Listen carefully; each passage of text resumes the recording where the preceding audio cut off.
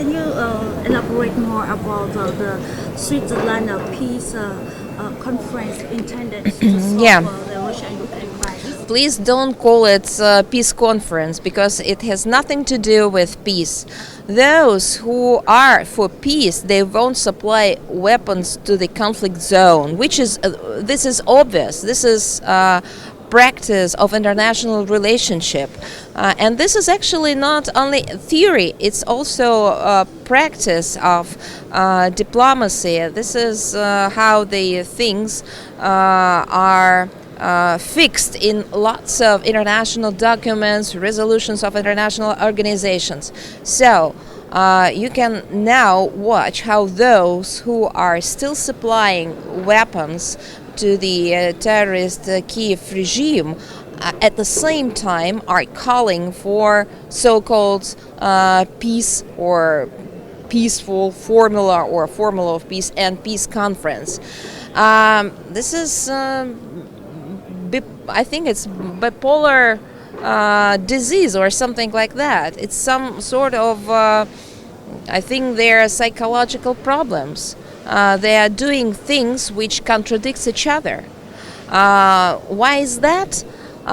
Just because they are trying to fool international community one more time, as they did it, and they did the same things with Iraq when they announced one target, when they announced one reason of their anti-Iraqi operation, and we should say truly occupation of Iraq.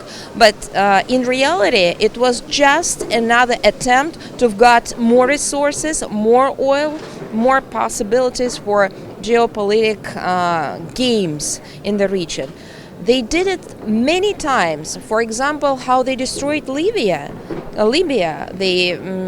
They were calling for human rights, for democracy there. They tried to push forward their liberal democracy in the region, and they just destroyed the country. So this is the same situation. They committed, the West did everything to commit and to organize anti-constitutional coup in Ukraine. They changed the regime within Ukraine several times. They sent even their, not experts, but ministers to rule the Ukrainian governments for many years, which caused entire Ukrainian conflict, actually civil war. And finally, they did everything to fire up the Europe. Why they need this, you know the answer. As I understand, you are from Africa. Absolutely. And you lived with the history of humiliating your region by the West, because they need resources for their development, because they are lazy, they do not want to work equally with others. And this is, unfortunately, the answer even for today's situation. Okay, just one last question. You're conversant with all of the complexities of the situation regarding the Russia-Ukraine conflict, and also the implication of countries, even the African continent, particularly now that many countries in Africa have been tagged to be promoting Russian propaganda because of the side of chosen in this conflict. Being a communication expert and with all of the internet, and what is your ministry doing to try to counteract the informational war or the propaganda actually advocated by mainstream media, as you highlighted earlier on during the press conference? What you usually do to fight evil? Everything. You promote everything good in your soul and your heart. You are choosing the right way. You are choosing the right side of history. You are trying not to screw it up and move on with your position. You are trying to be strong enough to fight with bad things and to promote good things. Am I right? So we are fighting not the Ukraine, of course. It's not the fight with Ukrainian people. It's our struggle with the West because this is the hybrid war of the West against Russia.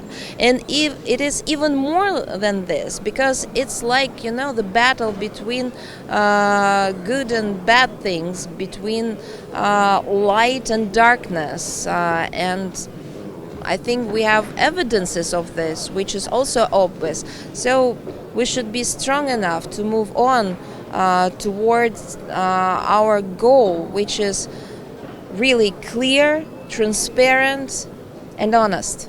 Absolutely. Thank I think you. which is very important. Just to also let you know that when opportune to visit the Donbas, I was in Donetsk 2023 and 2024. Can I add one thing? I heard a lot about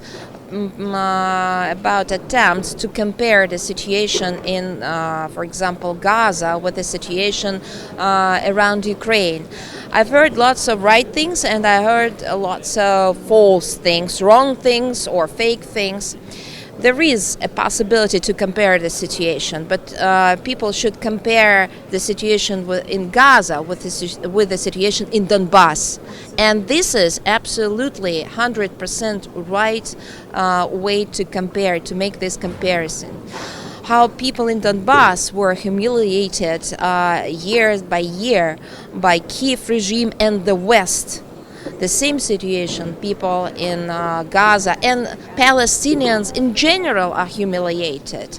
How people in Donbas were refused of having their culture, their language, their heroes, historical heroes, their land, their even way of thinking. The same situation, Palestinian people are refused and were refused for decades of having their own country, their own land, their own culture.